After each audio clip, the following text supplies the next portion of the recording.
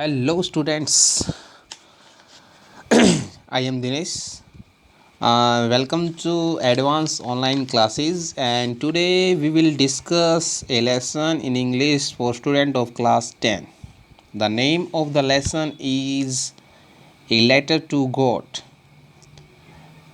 और इसके राइटर हैं जी.एल. फ्यूंटस। जी हाँ, तो प्यारे विद्यार्थियों, एक बार लेसन पढ़ने से पहले एक बार मैं थोड़ा सा डिस्क्रिप्शन दे देता हूँ इसका। जैसा कि नाम से ही क्लियर है, a letter to God means भगवान को एक पत्र। भाई कोई इंसान भगवान के अंदर इतना फेथ दिखाता है कि वो भगवान को पत्र लिख देता है। नॉर्मली तो ये मतलब एक बेतुकी बात मानी जाएगी, बट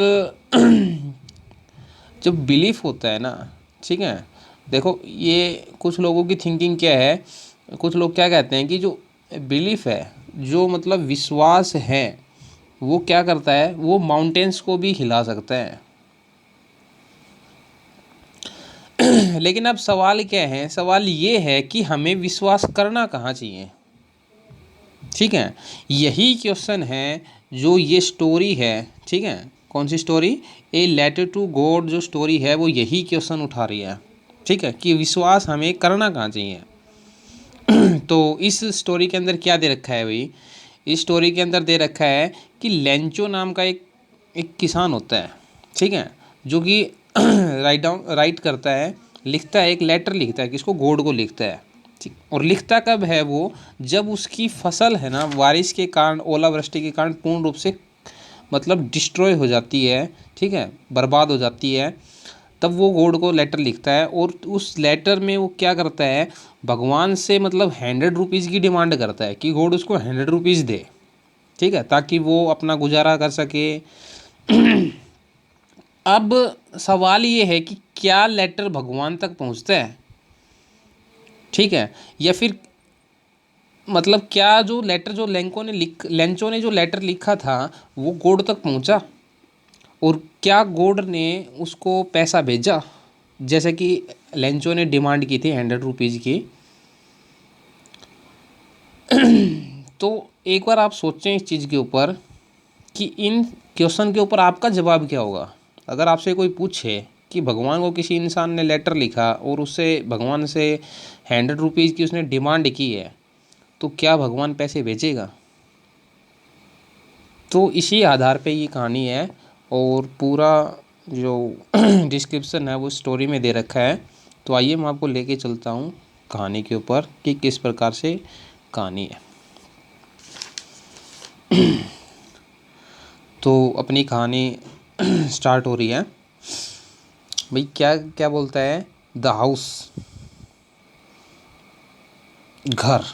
ठीक है, मतलब घर है, the only one in the entire valley, पूरी घाटी के अंदर एक ही घर सेट, जो कि कहाँ पे है, कहाँ पे विराजमान है, on the crust of A low hill means छोटी पहाड़ी के, क्रस्ट होता है, देखो यहाँ पे मीनिंग दे रखा है राइट हैंड साइड जब आप देखोगे, क्रस्ट का मीनिंग है टॉप ऑफ ए हिल, मतलब पहाड़ी का ऊपरी ऊपरी सिरा, सबसे जो टॉप का जो हिस्सा है ना वो।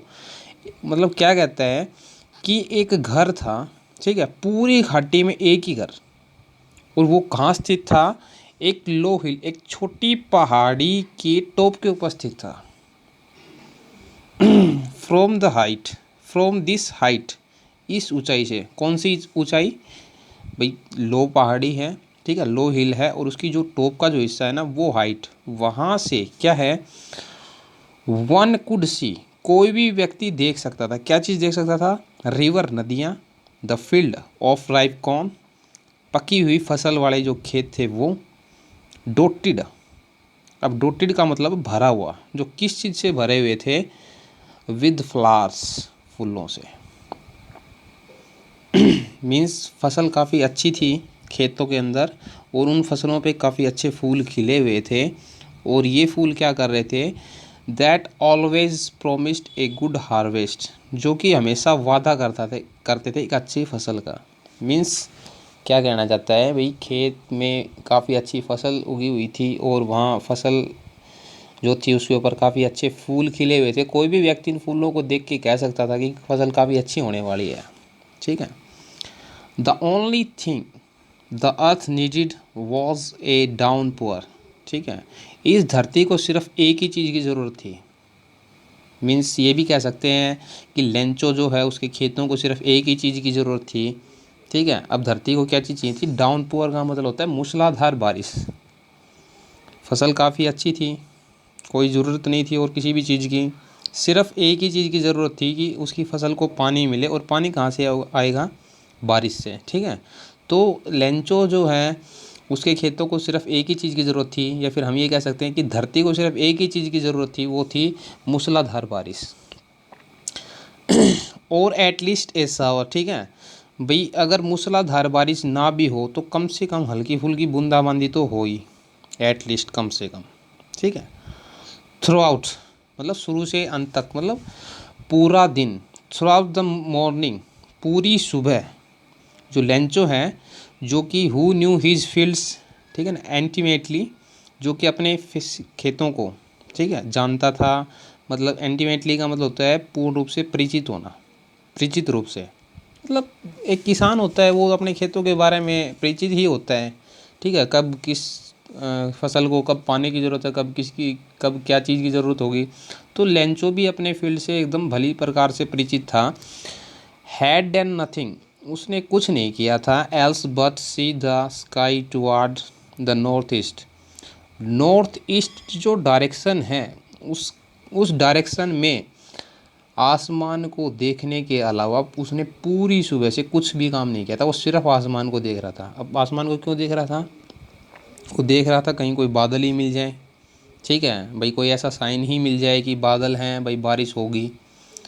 ठीक है, अब वो देखने के बाद में क्या कुछ बोल रहा है, देखो इनवर्टेड कॉमास के अंदर लाइन बंद है, तो मीन्स लेंचो बोल रहा है, किसको बोल रहा है? वुमेन को। यहाँ वुमेन कौन है? लेंचो की वाइफ। अब वो क्या बोलता है लेंचो अपनी वाइफ को? Now we are really going to get some water women. अब हम वास्तव में ही थोड़ा सा पानी प्राप्त करने जा रहे हैं, मीन्स मतलब बारिश होगी। ठीक है, औरत द वुमेन। अब वो औरत क्या कहती है? हु वॉज प्रिपेयरिंग सपर। सपर होता है रात का भोजन। ठीक है, जो औरत जो रात का भोजन जो तैयार कर रही थी, उसने क्या रिप्लाई दिया? Yes God willing. हाँ, अगर भगवान की मर्जी हुई तो ज़रूर, अगर भगवान ने चाहा तो ज़रूर।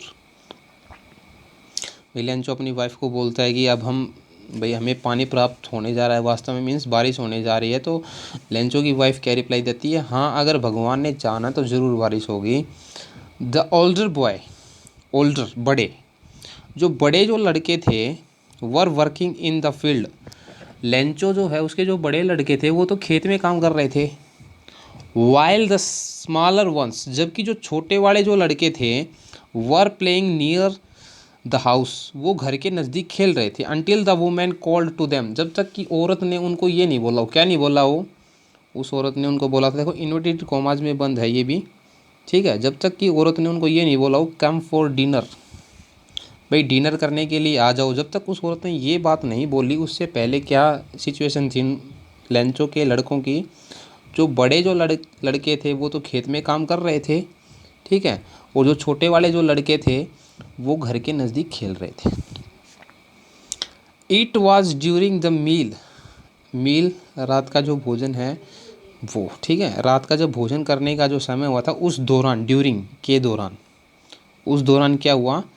दैट जस्ट एज, जैसा कि लेंचो हैड प्रेडिक्टेड, जैसे कि लेंचो ने क्या की थी? प्रेडिक्टेड। प्रेडिक्टेड का मतलब होता है पहले से ही किसी चीज़ के बारे में बोलना। ठीक है, भविष्यवाणी एक प्रकार से। जैसा कि लेंचो ने भविष्यवाणी की थी। लेंचो ने क्या भविष्यवाणी की थी? लेंचो ने यही भविष्यवाणी की थी ना, now really we are going to get some water. ठीक है, जैसे कि लेंचो ने भविष्यवाणी की थी, उस भविष्यवाणी के अकॉर्डिंग क्या हुआ? बिग ड्रॉप्स, बड़ी बड़ी बूंदें, of rain began to fall, भी बारिश की बड़ी बड़ी बूंदें थी वो गिरनी स्टार्ट हो गई। In the north east, north east में huge mountains of cloud could be seen approaching. भाई लेंचो ने प्रेडिक्शन की थी बारिश की, और उस प्रेडिक्शन के अकॉर्डिंग क्या हुआ कि बारिश की बड़ी बड़ी बूंदें वहाँ गिरना स्टार्ट हो गई थी, और नॉर्थ ईस्ट जो डायरेक्शन है उस डायरेक्शन के अंदर माउंटेन्स, पहाड़, लेकिन यहाँ वो उन पहाड़ों के लिए यूज़ नहीं हुआ माउंटेन्स, ठीक है।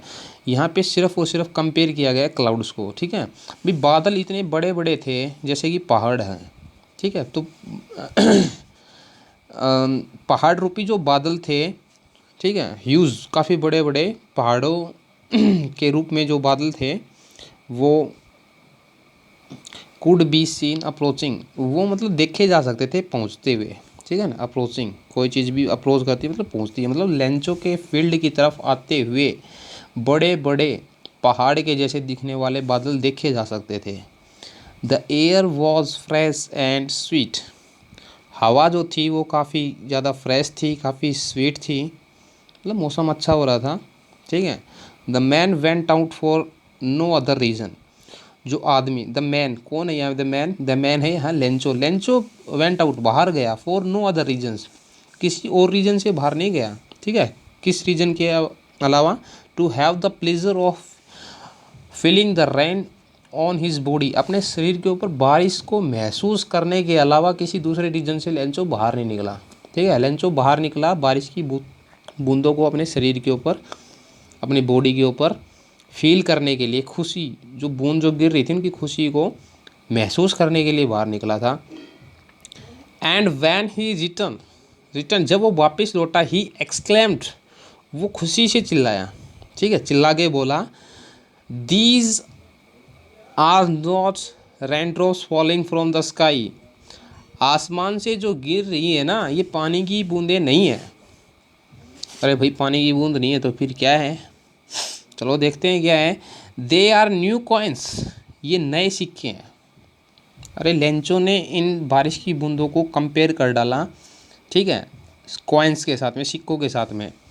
अब आगे क्या बोलता है, the big drops are 10 cents, ठीक है, दिस इज जो बड़ी बड़ी जो बूंदें हैं वो तो 10-10 के सिक्के हैं, and the little ones are 5, ठीक है, और जो छोटी बूंदें हैं वो है 5-5 के सिक्के।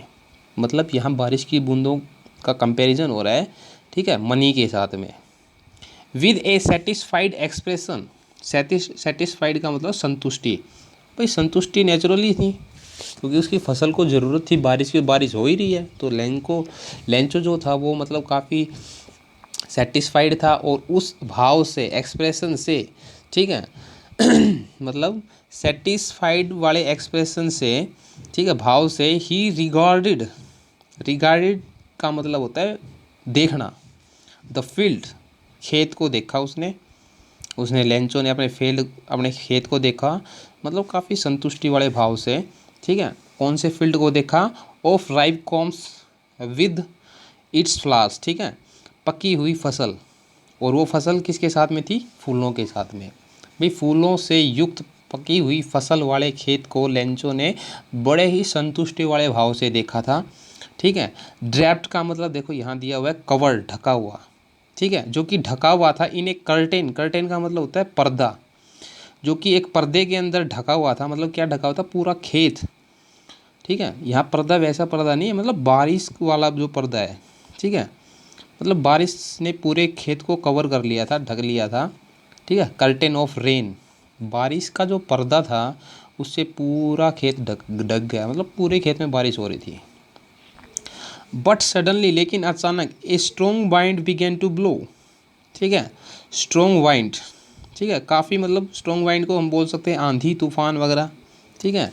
लेकिन अचानक से क्या हुआ कि एक काफ़ी स्ट्रॉन्ग वाइंड चलना स्टार्ट हो गई, एंड एलोंग विद का मतलब होता है इसके साथ साथ में, किसके साथ में, ये जो बारिश हो रही थी ना इसके साथ में स्टार्टिंग में क्या हुआ कि strong wind began to blow, मतलब काफ़ी तेज़ हवाएं चलने लगी, और तेज़ हवा के साथ साथ the rain very large hailstones began to fall, ठीक है। भाई अलोंग विद द रेन, इस बारिश के साथ में तेज़ हवाएं भी हो रही थी, इसके साथ साथ में वेरी लार्ज, बड़े बड़े, ठीक है, हेल स्टोन्स का मतलब होता है यहाँ पे ओले, बिगेन टू फॉल, गिरने स्टार्ट हो गए। मतलब बारिश तो आई, ठीक है।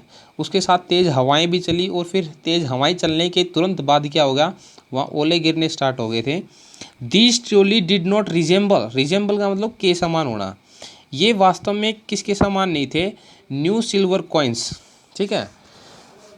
They truly did resemble new silver coins, ठीक है, सॉरी, ये वास्तव में नए चांदी के सिक्कों के समान थे। अब ओला वृष्टि जो हो रही थी उसको कंपेयर कर रहा है लेंचो किसके साथ में, सिल्वर कॉइन्स के साथ में, ठीक है। द बॉयज़ मतलब लेंचो के जो लड़के थे वो, एक्सपोजिंग का मतलब होता है अपने आप को खोल देना, ठीक है, मतलब अपने आप को एक किस्म से फेंक देना, खुला कर देना, फ्री कर देना, ठीक है। देमसेल्फ, उन्होंने अपने आप को मतलब छोड़ दिया, खोल दिया, ठीक है, मतलब किसके लिए, मतलब टू द रेन, बारिश में जाने के लिए। जैसे छोटे बच्चे जो होते हैं ना, जैसे बारिश वगैरह होती है तो एकदम से घर से निकल पड़ते हैं, ठीक है, घर से दौड़ के बारिश में जाते हैं, तो वैसे ही एक्सपोज किया उन लड़कों ने अपने आप को, ठीक है। Ran out to collect the frozen, ठीक है ना, पर्ल्स, फ्रोजन का मतलब होता है जमे हुए, पर्ल्स का मतलब मोती, क्या है यहाँ पे जमे हुए मोती, क्या है मतलब ओले, ठीक है, हेलस्टोन्स, मतलब जो लड़के थे वो मतलब बारिश की तरफ दौड़ पड़े, ठीक है, इन जमे हुए मोतियों को इकट्ठा करने के लिए, मतलब ओलों को इकट्ठा करने के लिए। सभी बच्चे ऐसे ही करते हैं, जब ओलावृष्टि होती है तो ओले वगैरह देख के मतलब उनको कलेक्ट करने की कोशिश करते हैं, तो यही एक्सप्रेशन उन बच्चों के भी थे। It is really getting bad now, वास्तव में अब बुरा हो रहा था अभी, ठीक है, मतलब बारिश थी, ठीक है, तेज़ हवाएं भी चली, वहाँ तक सब कुछ ठीक था, लेकिन ओलावृष्टि के कारण सब कुछ अब बुरा हो गया था। एक्सक्लेम्ड द मैन, लेंचो ने ज़ोर से चिल्ला के क्या बोला, it's really getting bad now, अब बुरा हो गया भाई, ये अच्छी बात नहीं है, ये ओले अच्छे नहीं है। I hope it passes quickly, मैं उम्मीद करता हूँ कि ये मतलब पास हो जाए, गुजर जाए, ठीक है, गुजर जाना, क्विकली का मतलब होता है काफ़ी, मतलब जल्दी से, भाई ज़्यादा देर तक ओले ना हो, नहीं तो काफ़ी ज़्यादा फसल में नुकसान होगा, तो ओले जल्दी से, ये ओलावृष्टि हो रही है, ये टाइम निकल जाए जल्दी से। It did not pass quickly, ये जल्दी से नहीं गुजरा, मतलब काफ़ी लंबे टाइम तक ओलावृष्टि हुई, और इसके for an hours the hail rain on the house, लगभग 1 घंटे तक, एन आवर 1 घंटे तक, the hail rain on the house, ओले बरसते रहे बारिश के रूप में, कहाँ पे, घर के ऊपर, द गार्डन, बगीचे के अंदर, हिल साइड, पहाड़ी की तरफ, कॉर्नफील्ड, जो फसल युक्त जो खेत था वहाँ पे, ऑन द होल वैली, और पूरी की पूरी घाटी में 1 घंटे तक लगातार ओलावृष्टि होती रही। The field was white as if covered with salt, खेत ऐसा हो गया ओलावृष्टि के कारण, ओलों से इतना सफ़ेद हो गया जैसे किसी ने नमक से ढक दिया हो। Note a leaf remain on trees, पेड़ के ऊपर, पेड़ जितने भी थे उनके ऊपर एक पत्ता तक नहीं बचा, मतलब ओलों के कारण सब कुछ झड़ गया वहाँ। The corn was totally destroyed, ठीक है, वो जो फसल थी वो पूर्ण रूप से बर्बाद हो गई। The flowers were gone from the plants, पौधों से फूल जाते रहे, मतलब ओले लगने से क्या हुआ, पेड़ों के ऊपर जो फूल थे वो भी झड़ गए। Lencho's soul was filled with sadness, अब नेचुरल था भाई, भी खेत में नुकसान हो रहा है, फसल के जितने भी फूल वगैरह थे सब कुछ झड़ गए, फसल बर्बाद हो गई, तो लेंचो की आत्मा थी, सोल थी, वो एकदम उदासी से भर गई, काफ़ी ज़्यादा उदास हो गया क्योंकि सब कुछ ख़त्म हो गया भाई। When the storm had passed, जब तूफान गुजरा, he stood in the middle of the field and said to his son, ठीक है, जब भाई ओलावृष्टि ने उसके खेत में सब कुछ क्या कर दिया भाई, फसल को बर्बाद कर दिया, ठीक है, और लेंचो की आत्मा काफ़ी ज़्यादा मतलब उदासी से भर गई, काफ़ी उदास हुआ, और जब ये ओलावृष्टि बंद हो गई तब लेंचो अपने खेत के बीच में जाके खड़ा होता है और अपने लड़कों को, अपने बच्चों को क्या बोलता है, ए प्लेग, प्लेग का मतलब होता है झुंड, दल, ठीक है ना। लोकेटस का मतलब होता है यहाँ पे टिड्डी वगैरह जो होती है ना, जैसे कुछ मतलब ये कीट वगैरह होते हैं जो फसल को बर्बाद कर देते हैं, तो टिड्डियों का एक जो दल है, would have left more than this, वो इससे ज़्यादा छोड़ जाता। The hell had left nothing, ओलों ने तो कुछ भी नहीं छोड़ा।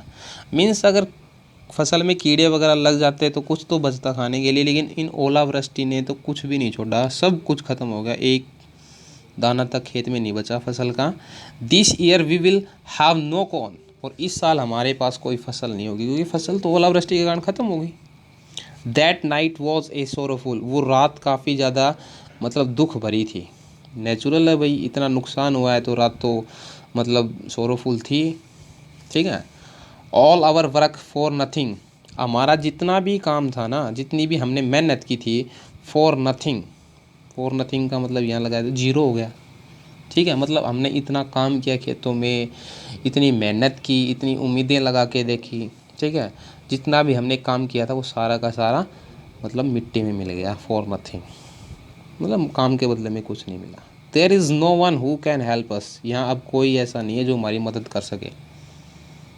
वो बोलते हैं ना भाई टाइम है, बीत गया, ठीक है, अब बीते हुए टाइम को थोड़ी ना कोई लेके आ सकता है, अब वो फसल तो बर्बाद हो गई, ठीक है, अब कौन हेल्प करेगा, कौन उनकी फसल थोड़ी ना वापस आ सकती है। तो अब लेंचो क्या बोलता है कि अब कोई व्यक्ति नहीं जो हमारी मदद कर सके, भाई इस नुकसान की भरपाई हो सके।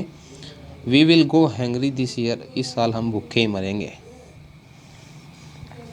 डियर स्टूडेंट्स, फर्स्ट पार्ट मैंने आपको क्लियर करवा दिया, इस लेसन को हम 3 पार्ट के अंदर डिवाइड करके रीडिंग करेंगे। उम्मीद करता हूँ कि आपको एक्सप्लेनिंग आप समझ में आ गई होगी, और वर्ड मीनिंग्स आप लिखें इनके साथ में जब आप ये वीडियो कर रहे होते हैं, अपनी बुक के अंदर ही पेंसिल से वर्ड मीनिंग करते रहें। जहाँ पे भी दिक्कत हो रही है आप समझें, ठीक है, आप पर्सनली कांटेक्ट कर सकते हैं, और उम्मीद करूँगा कि आप अच्छी मेहनत करेंगे, और मैं आपके उज्जवल भविष्य की कामना करता हूँ। Thank you, have a great day.